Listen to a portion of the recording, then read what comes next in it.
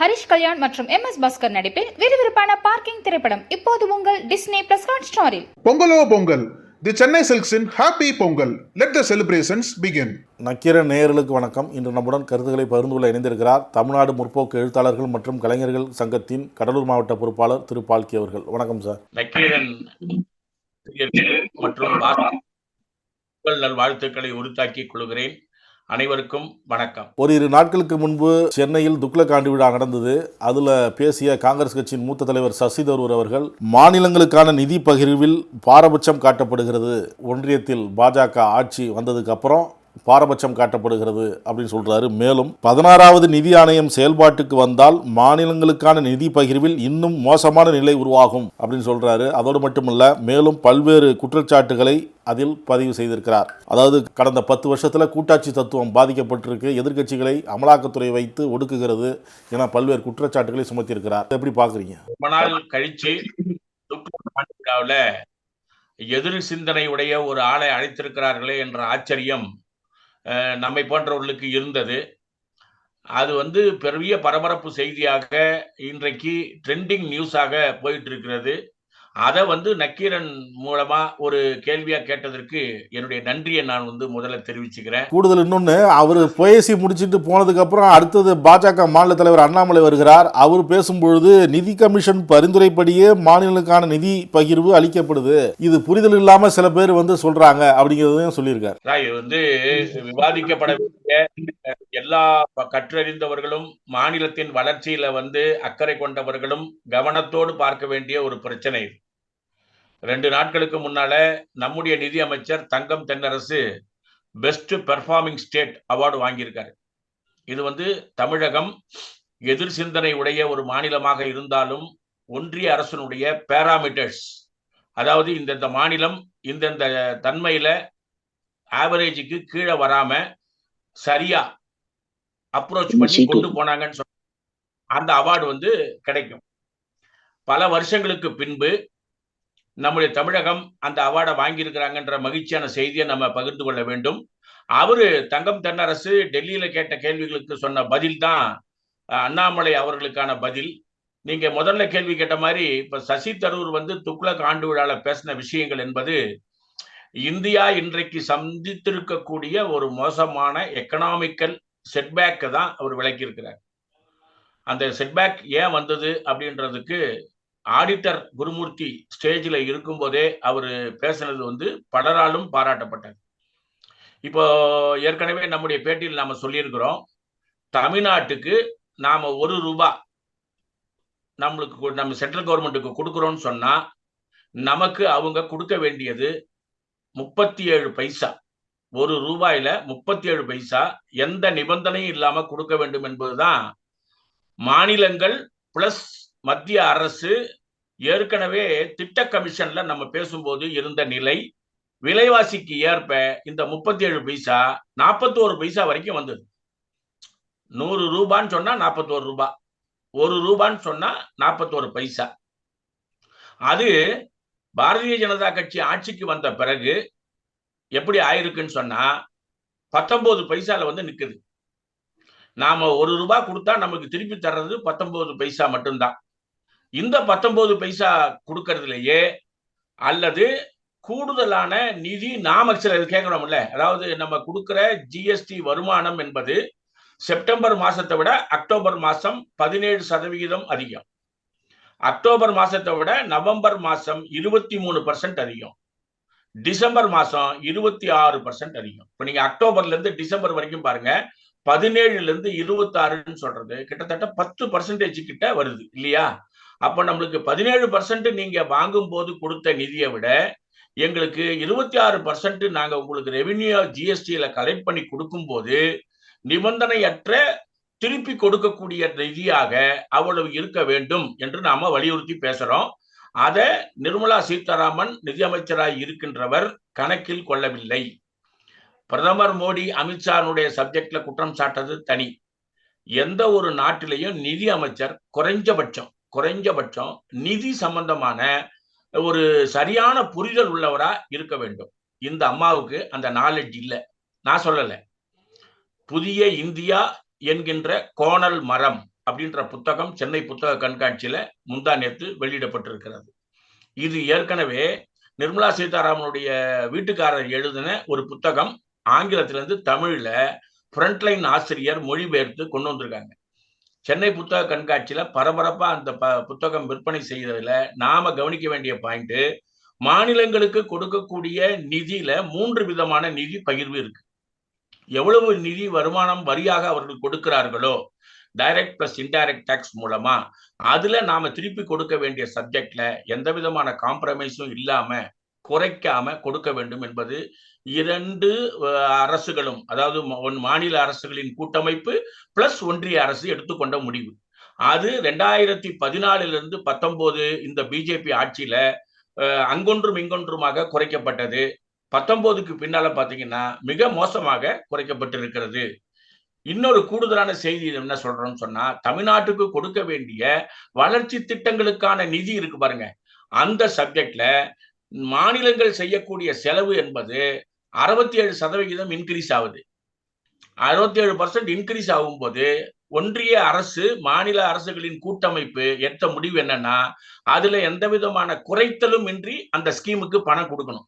இப்ப நீங்க பிரதமர் வீடு கட்டும் திட்டம் அரசாங்கம் கொடுக்கிறது 72,000 ரூபாய், நாம 2,4 லட்சம் ரூபாய். இந்த ஸ்கீம் ஆரம்பிக்கும் போது பாத்தீங்கன்னு சொன்னா 1.25 தான், 1,4 லட்சம் தான். 1 லட்சம் கூடுதலா வருகின்ற அந்த சுமை, அதே போல அர்பனைசேஷன் ஹவுசிங் ஸ்கீம்ல 7 லட்சம் வரைக்கும் மாநில அரசு செலவு செய்கிறது. இத அப்படியே கொடுக்க வேண்டும் என்று வழிகாட்டுதல் இருக்கின்ற போது அந்த தொகையை பற்றி கவலைப்படாமல் ஏற்கனவே முடிவு என்ன எடுத்தோமோ அந்த தொகையே ஒன்றிய அரசு கொடுக்கவில்லை என்பதுதான் குற்றச்சாட்டு. இப்ப அண்ணாமலை சொன்ன பதிலுக்கு வாங்க. அதாவது மொத்தமா நான் கொடுத்த காசு எவ்வளவு, நான் செலவு பண்ணியிருக்கிற காசு எவ்வளவு, நீங்க கொடுத்த காசு எவ்வளவுன்னு பார்க்கும்போது நம்ம ஏற்கனவே சொன்னோம் பாருங்க, 100 ரூபாய்க்கு குறைஞ்சபட்சம் 41 ரூபாய் எனக்கு வந்திருந்ததுன்னா அண்ணாமலை சொல்றது சரி, நம்ம ஏத்துக்கலாம். நான் சொல்றது இப்போ 30 விசா நம்ம பேச ஆரம்பிச்சோம், இப்போ 14.75 5 விசாக்கு வந்து நிக்குது. அப்போ எக்கனாமிக்கல் பிளாக்கேட் அப்படின்றான். அதாவது மார்ச் மாசம், பிப்ரவரி மாசம், மார்ச் மாசம் 2024 இந்தியா சந்திக்கக்கூடிய எக்கனாமிக்கல் கிரைசிஸ் என்பது மிகப்பெரிய அளவுக்கு இருக்கும் என்று சிபி சந்திரசேகர், ஜெயந்தி கோஷ் போன்ற எக்கனாமிஸ்டுகள் கூட சொல்றாங்க. இதை அந்த அம்மா காதலியே வாங்காம, நம்மளுக்கு அதுல கூடுதல் வருத்தம் என்னன்னு சொன்னா, தமிழ்நாட்டுக்கு நீங்க நான் வசூல் அதிகமா கொடுத்துட்டு இருக்கேன், நீ எனக்கு கொடுக்கல. குஜராத் ஏற்கனவே கொடுத்த காசை விட இப்போ ஜிஎஸ்டி வருமானம் செப்டம்பர், அக்டோபர், நவம்பர்ல குறைஞ்சிருக்கு. ஆட்சியில இப்பதான் காங்கிரஸ் வந்து முயற்சி எடுத்து தேர்தல் நடந்தது. தேர்தலுக்கு முன்னால ராஜஸ்தான்ல அவங்க ஜிஎஸ்டி வருமானம் என்பது டிராஸ்டிக் ரிடக்ஷன், அதாவது 25% கீழே ஜிஎஸ்டி வருமானம் குறைச்சு கொடுத்துருக்கிறாங்க. அப்ப ராஜஸ்தானுக்கும் குஜராத்துக்கும், நான் உத்தரப்பிரதேசத்துக்குள்ளே வரல, இந்த ரெண்டுக்கும் அவங்க திருப்பி கொடுத்துருக்கக்கூடிய அமௌண்ட் நம்முடைய டோட்டல்ல நான் 41% வரலன்னு சொல்றேன். அவங்களுக்கு அவங்க கொடுத்த 1 ரூபாய்க்கு 38 பைசா ஏற்கனவே இருந்தது. ஜிஎஸ்டி வருமானம் குறைச்சு கொடுக்கக்கூடிய ஆட்களுக்கு 38க்கு கீழே தானே வரணும். ஆனா அவங்களுக்கு கொடுத்துருக்கிறது 53 பைசா கொடுக்குறாங்க. இன்னொரு ஆச்சரியமான விஷயம் என்னன்னா, உத்தரப்பிரதேசத்துக்கு 1 ரூபாய்க்கு மேல 2.05, 1 ரூபாய்க்கு 1 ரூபாய் சேர்த்து 2 ரூபாய் 0.5 1 பைசான்னு வச்சுக்கீங்களேன், 2 பாயிண்ட் அப்படின்னு வச்சுக்கங்க. அப்போ 1 ரூபாய்க்கு உத்தரப்பிரதேசத்துக்கு 2 ரூபாய் கொடுப்பேன். ஜிஎஸ்டி வருமானத்தை குறைச்சி கொடுக்கக்கூடிய மாநிலம் பிஜேபியா இருந்தா அதுக்கு ஏற்கனவே இந்த 37 பைசாக்கு பதிலா 53 பைசா கொடுப்பேன். நான் ஜிஎஸ்டி வருமானத்துல அவார்டு வாங்குற அளவுக்கு கூட பெஸ்டா பர்ஃபார்மன்ஸ் பண்ணா எனக்கு ஏற்கனவே இருக்கக்கூடிய 19 பைசாவை விட 3 பைசா 4 பைசா குறையுதுன்னு சொன்னா இது பாரபட்சமான தமிழகத்தின் மீதான தாக்குதல் இன்றி வேறு என்ன? இதுதான் சசி தரூர் மிகப்பெரிய அளவுக்கு பேசியிருக்காரு. அவரை முடிக்கும் போது ஒரு வார்த்தை சொல்றாரு, 3க்கு போன ஸ்பேஸ்ல நான் சாதனை பண்ணேன் என்று நீங்கள் சொல்லுகிறீர்கள். ஆனால் இந்த 3+ ஸ்பேஸ் அதற்கு மூல கருவியா எதை பயன்படுத்துகிறார்கள் என்றால் மந்திர். ஆங்கிலத்துல மந்திர் என்பது கோவில். சோ ஆகாயத்தையும் விண்வெளியை நான் சாதனைன்னு சொல்றதுக்கு அவங்களுடைய மூல கருவியா பயன்படுவது கோவில் தான். அந்த கோவிலை வைத்துத்தான் இவர்கள் பிழைப்பு நடத்துகிறார்கள் என்று சசி தரூர் குற்றம் சாட்டியிருக்கிறார். சரியான குற்றச்சாட்டு. நம்முடைய மாநில உரிமையை பறிக்கக்கூடிய ஒன்றிய அரசினுடைய நிர்மலா சீதாராமனுக்கு எக்கனாமிக்கல் அறிவு என்பது இல்லை என்பது அவர்கள் சொல்லக்கூடிய பதிலேயே நமக்கு தெரிகிறது. ஆகவே மாநில உரிமைக்காக தொடர்ந்து போராடுகின்ற தமிழக அரசுக்கு நாம் ஆதரவாக இருப்பதும் பாரபட்சத்தை ஒன்றிய அரசு களைய வேண்டும் என்று நினைப்பதும் தான் ஒரு சரியான சிந்தனையாக இருக்க முடியும். பாரதிய ஜனதா கட்சி பெரும் வேலையாக தீவிரமாக செய்து கொண்டிருப்பது ராமர் கோவில் திறப்பு விழா ஜனவரி 22. இது பெரிய அளவில் அவங்க ஏற்பாடு செய்திருக்கிறாங்க. எதிர்கட்சிகளுக்கும் அழைப்பு கொடுக்குறாங்க. நீங்கள் ஜனாதிபதிக்கே அழைப்பு கொடுக்கல, இவங்க எதிர்கட்சிகளுக்கு அழைப்பு எதுக்கு கொடுத்துட்டு இருக்கிறாங்க அப்படிலாம் விமர்சனம் பண்ணீங்க. இப்போ ஜனாதிபதிக்கும் அழைப்பு கொடுத்துட்டாங்க, அவங்களும் வரன்னு இருக்கிறாங்க. இது எப்படி பார்க்குறீங்க? இது காங்கிரஸ் மதிக்கல அப்படின்னு ஒரு குற்றச்சாட்டை சொல்கிறாங்க. எதிர்கட்சிகளுடைய நிலைமை என்ன இந்த விஷயத்தில்? ஒருவேளை காங்கிரஸ் ராமர் கோவில் திறப்பு விழாவுக்கு போகலன்னா அவங்களுக்கு எதிராக வாக்குகள் சிதறும், அவங்களுக்கு ஓட்டு விழாது, இந்த வாக்குகளை பாஜக அறுவடை செய்யும் அப்படின்னு சொல்கிறாங்க. எதிர்கட்சிகளுடைய நிலைமை என்ன? ஆரோக்கியமான விவாதத்தை பல மட்டத்துல இந்த ஜனவரி 22 நம்முடைய பாபர் மசூதி இடிக்கப்பட்ட இடத்துல உச்சநீதிமன்றத்தினுடைய ஆதரவோட அந்த திறப்பு விழாவை அரசாங்க விழா என்பது மாறி அது அரசு நடத்துகின்ற ஒரு மத விழா என்றுதான் நடுநிலையாளர்கள் பார்க்கிறோம். நாம முதல் விவாதத்திலேயே சொன்னோம், இந்த நாட்டினுடைய முதல் குடிமகளுக்கு சரியான மரியாதை கொடுக்கவில்லை. துணை ஜனாதிபதியை தன்னுடைய சாதகமான சிந்தனையாளர் என்ற வகையில பயன்படுத்தி கொண்டவர்கள் இவர்கள் தேர்ந்தெடுத்த முதல் பெண்மணியை அழைக்கவில்லையே என்ற விவாதம் நம்ம தொடர்ந்து பேசியிருக்கோம். நம்ம பேசினதுக்கு கிடைச்ச வெற்றி தான் போனா போகுதுன்னு இந்த நாட்டினுடைய முதல் குடிமகளுக்கு கொடுக்கப்பட்டிருக்கக்கூடிய அழைப்புதல். இந்த அழைப்புதலை RSS கொண்டு போய் கொடுக்குறாங்க. RSS நிர்வாகிகள் 3 பேரு, அந்த ராமஜென்ம பூமி மீட்பு குழுவினுடைய நிர்வாகிகள் 2 பேர், 5 பேர் போய் அந்த அம்மாட்ட கொடுத்துருக்காங்க. நாமெல்லாம் இதை எப்படி பார்க்கணும்னு சொன்னா, உங்களுக்கு பாபா ராம்தேவ் என்கின்ற சுதந்திர போராட்ட தியாகிய மறந்திருக்க மாட்டீங்க. இந்த நாட்டினுடைய சுதந்திரத்துக்காக போராடிய ஒரு மிகப்பெரிய போராளி அவருக்கு ஒரு சாதகமான பல லட்சம் கோடி ரூபாய் சுருட்டக்கூடிய பயோடைவர்சிட்டி அமெண்ட்மெண்ட் பில் 2023 அப்படின்னு ஒண்ணு வந்திருக்கு. இந்த பயோடைவர்சிட்டி பில் என்னன்னு சொன்னா, மலைகளில் இந்தியாவினுடைய எல்லா மலைகளிலும் இருக்கக்கூடிய மருந்தாக பயன்படக்கூடிய மூல ஆதாரங்களை அந்த பகுதியில் இருக்கக்கூடிய ட்ரைபல் பீப்புள் பயன்படுத்தி கொண்டிருந்தார்கள் மருந்துக்காக. என்ன மாதிரி மருந்துன்னு சொன்னா, இப்ப நீங்க மூக்கு பிடிச்சிருக்கும், முதுகு பிடிச்சிருக்கும், நீண்ட நாள் வியாதியாக இருக்கும். அது ஆபரேஷன் பண்ண முடியாத மூத்தவர்களுக்கு அந்த இலையை வச்சு ஒரு ஆயில் உருவாக்கி அந்த ஆயில் மூலமா அவர்கள் பாதுகாக்கப்பட்டார்கள். 100 பேர் அதுல போனாங்கன்னு சொன்னா 70-75 பேர் அதுல குணமாகி வந்தாங்க. முந்தா நேத்து அதுல ஒரு மிகப்பெரிய மாற்றம் என்னன்னு சொன்னா, அதை கார்ப்பரேட் கம்பெனிகள் மட்டும்தான் பயன்படுத்த வேண்டும், கார்ப்பரேட் கம்பெனிகள் மட்டுமே பயன்படுத்துவதற்கு ஒப்புதல் கொடுன்னு ஜனாதிபதிக்கு போகுது. தேதி 13ஆம் தேதி போகுது. 14ஆம் தேதி அம்மா கையெழுத்து போடுறாங்க. நான் சொல்றது இப்ப உதாரணத்துக்கு தான் அந்த தேதி.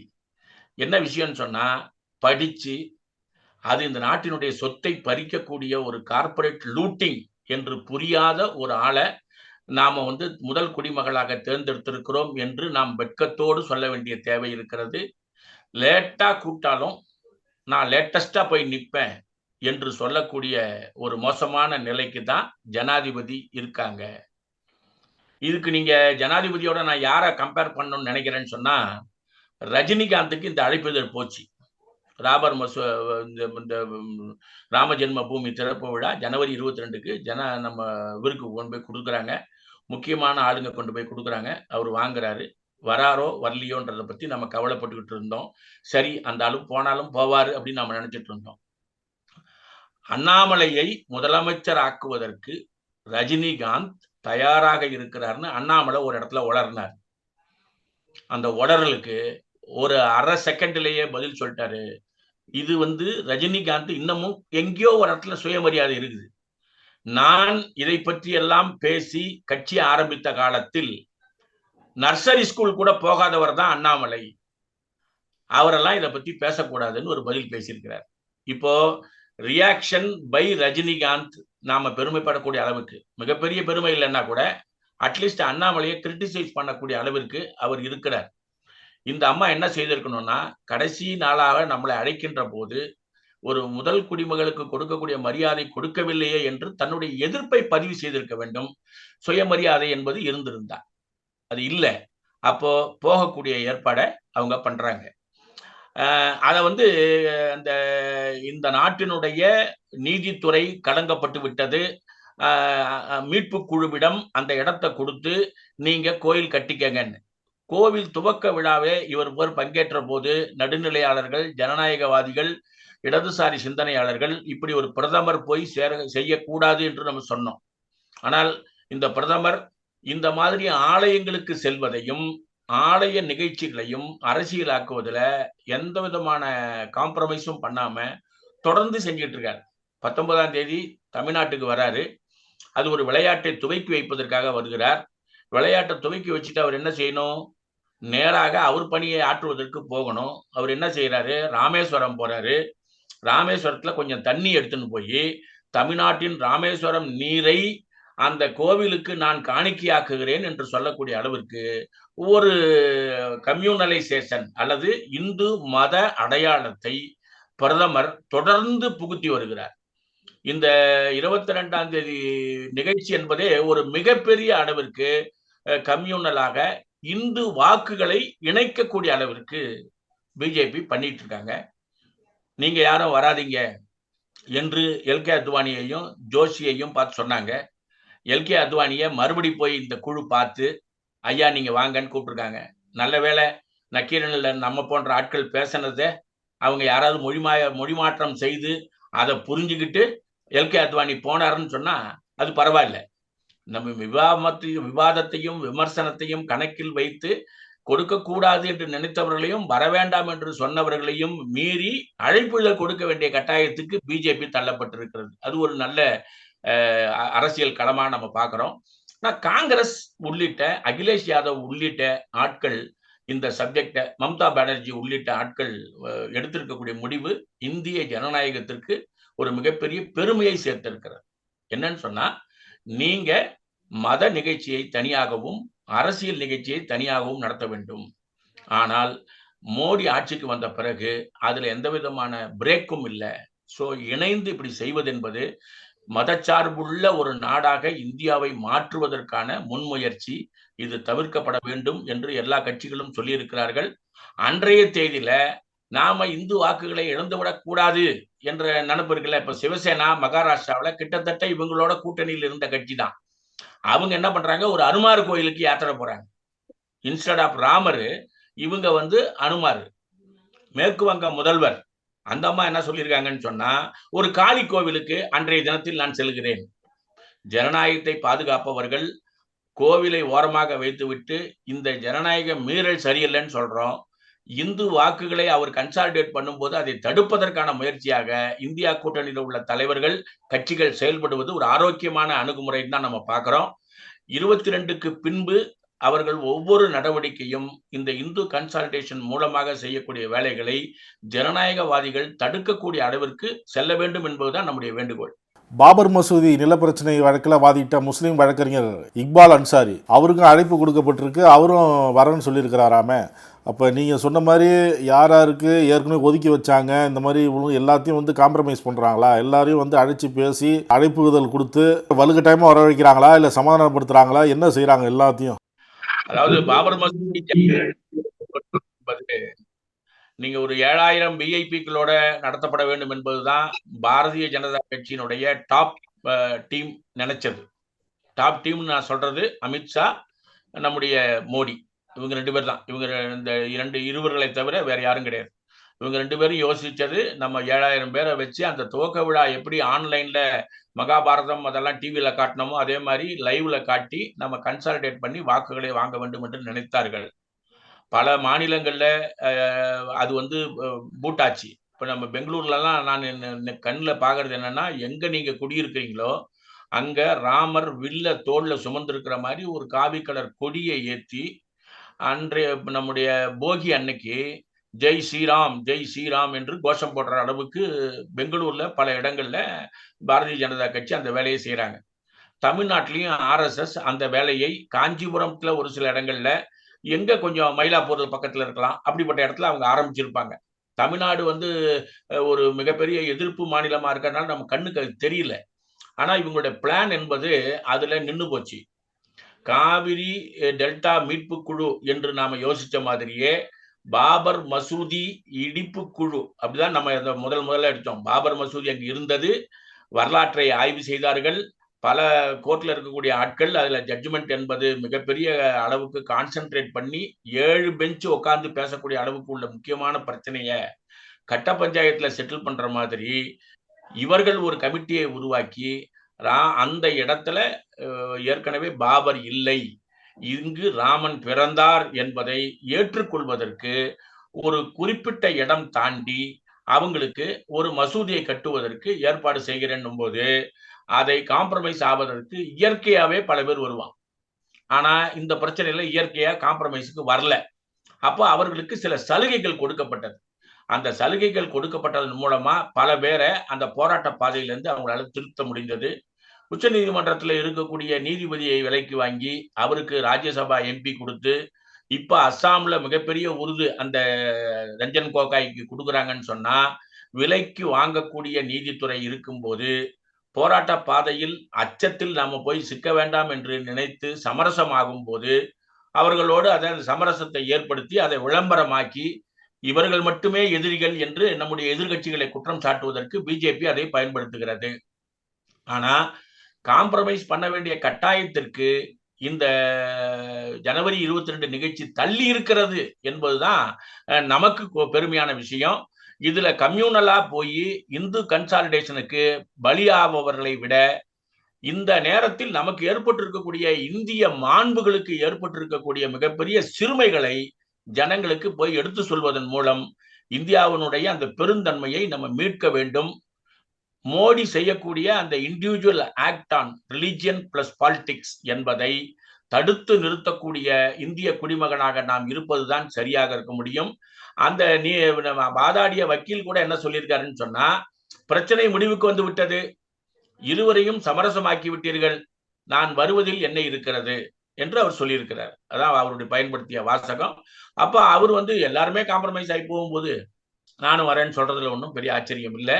ஆனால் எல்லோரையும் சமரசம் பண்ண வேண்டிய ஒரு கட்டாயத்திற்கு பிஜேபி தள்ளப்பட்டிருக்கிறது என்ற அரசியலை நாம் பார்க்க வேண்டும். கருத்துக்களை பகிர்ந்து கொண்டதற்கு நன்றி சார். கருத்துக்களை கேட்ட அனைவருக்கும் நன்றி, வணக்கம்.